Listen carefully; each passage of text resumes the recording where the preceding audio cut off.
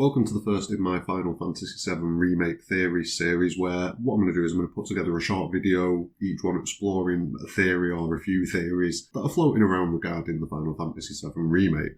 In the process of doing this, what I'm going to try to do is flesh them out a little bit, explore them a little bit, and then give my opinion on how likely I think that theory is. This first theory video is going to revolve around Sephiroth. Mainly the question of who is this Sephiroth that we've been encountering at the multiple stages where we do encounter him in the Final Fantasy VII Remake. There are a few possibilities for this, 3 that I'm going to go over in this video, and I'm going to go over each one in turn. Don't forget to subscribe to the channel, smash a like on the video, and I'm going to be asking a question at the end. I want you to leave an answer in the comments. It'll just take you a quick second, and it'll give me an idea of where people are, what people think as far as Sephiroth goes. So let's get into it. The first possibility in theory is that this is the Sephiroth that belongs to this timeline, the remake timeline. Now, in order for this theory to hold up, it does require that this Sephiroth is receiving knowledge of what's going to come in the future from an exterior source. Because if Sephiroth was capable of knowing all of this without any kind of outside interference, he would have acted in the manner that he is in the remake in the original game. The fact that he didn't do that tells me that he's not capable of doing that, so he has to be receiving this from an outside source. Now, the most likely sources of this information are most certainly Sephiroth or Jenova, more than likely Sephiroth from an alternate timeline, and that timeline's probably going to be the original timeline where the events of Advent Children have occurred. The reason I say this is because of the black feathers and the black wing that Sephiroth has. These only manifested in Advent Children as far as I can remember. Also, we have the possibility that the 3 arbiters that you fight, rather than being manifestations of Cloud, Tifa and Barret, are actually manifestations of Kadaj, Loz and Yuzu from Advent Children. But I'm not too sure about that myself, because it's not Sephiroth that summoned them, it's the Harbinger of Fate. And the Harbinger of Fate is still acting on behalf of the planet at this point. It's after that fight that Sephiroth takes control of the arbiters. So I'm not sure if it is Kadaj, Loz and Yuzu. I don't think it is, personally. But anyway, knowledge of the future events and how to harness his powers and how to fully exploit the live stream have all kind of coalesced in this timeline Sephiroth, which has left him in a very similar state to that of the Sephiroth at the end of Advent Children. It could potentially make him weaker or stronger, it depends. The lack of experience could make him weaker. The lack of defeats, because Advent Children Sephiroth has been defeated on several occasions. This Sephiroth has technically only been defeated once when he was cast into the live stream by Cloud. So he might be stronger, he might be weaker. One thing that we can guess is that he doesn't have, if not the knowledge, at the very least the capability to traverse time himself.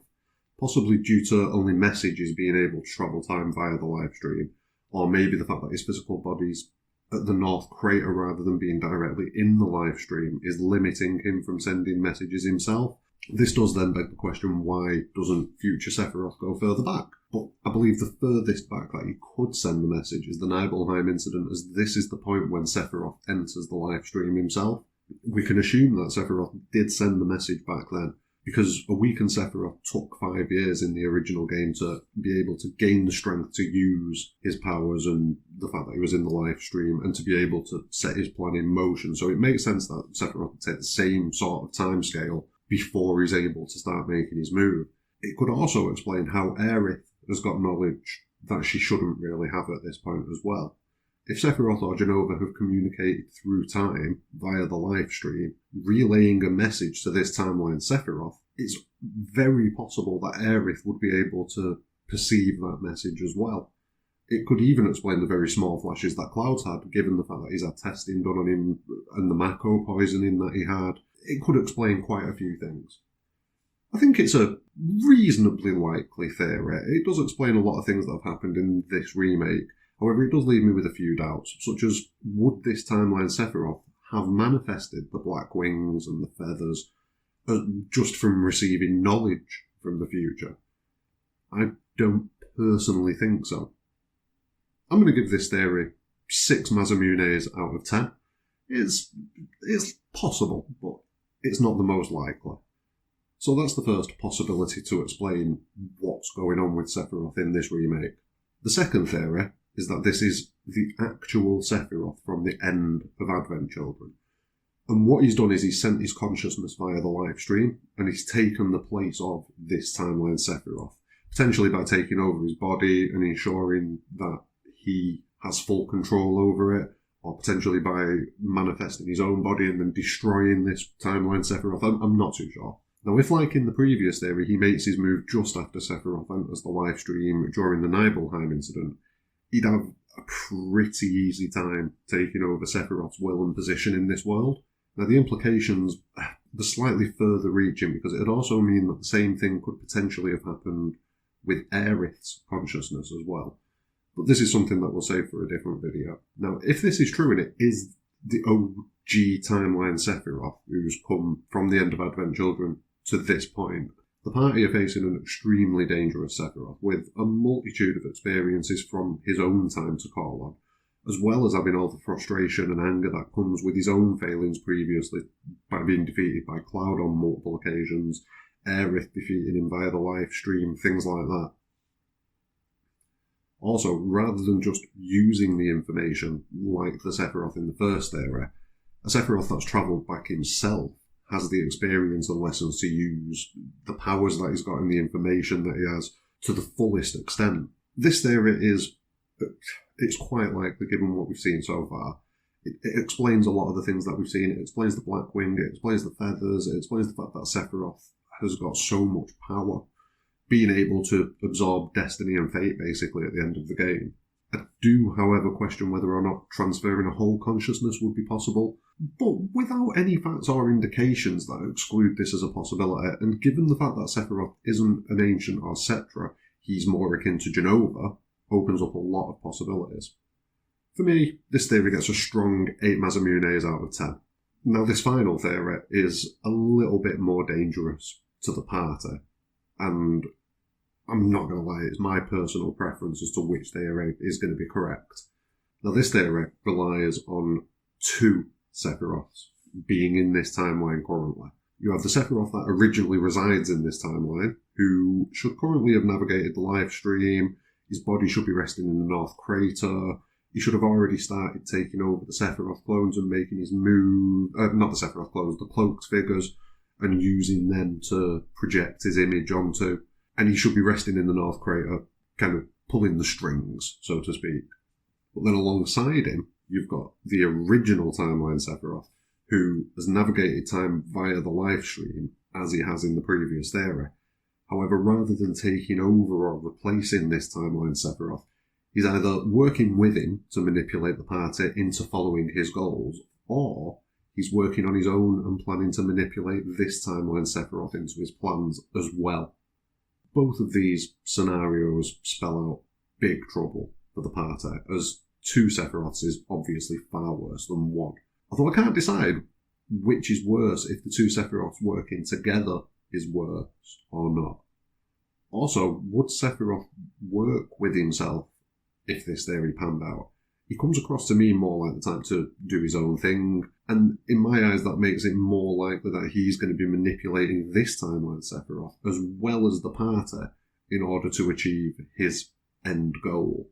But then you have to ask the question, would this timeline Sephiroth be able to perceive this interference or do anything about it?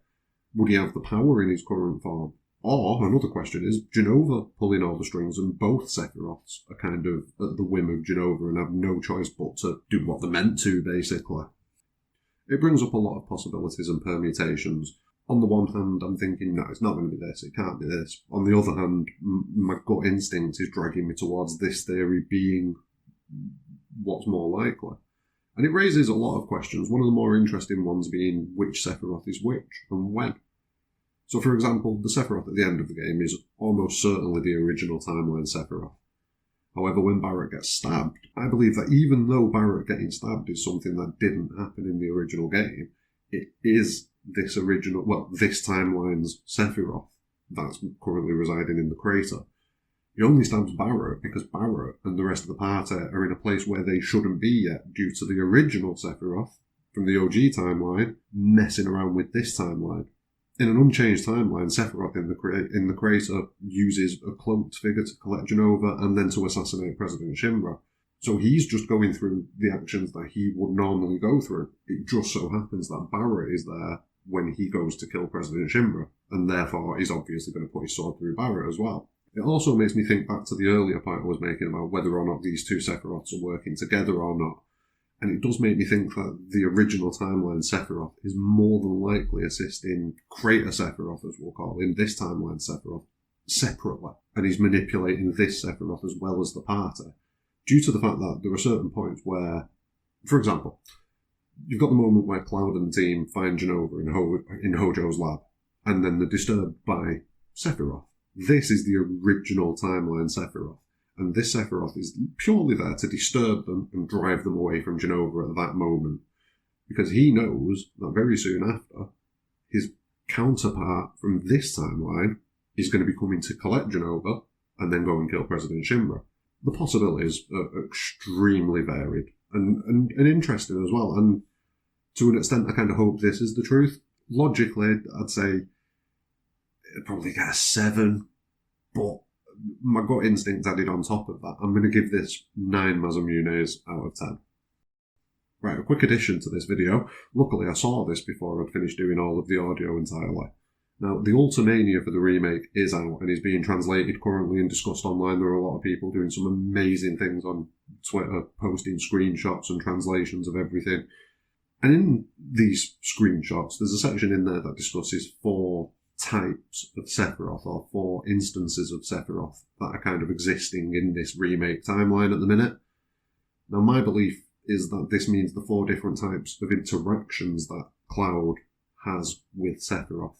And these 4 different interactions for me are going to be Cloud's memories, the Black Cloaks that Crater Sephiroth takes over, this timeline's Sephiroth who's currently residing in the Northern Crater, and then the original timeline Sephiroth, who's going around messing things up and, interacting with everybody and trying to change the timeline.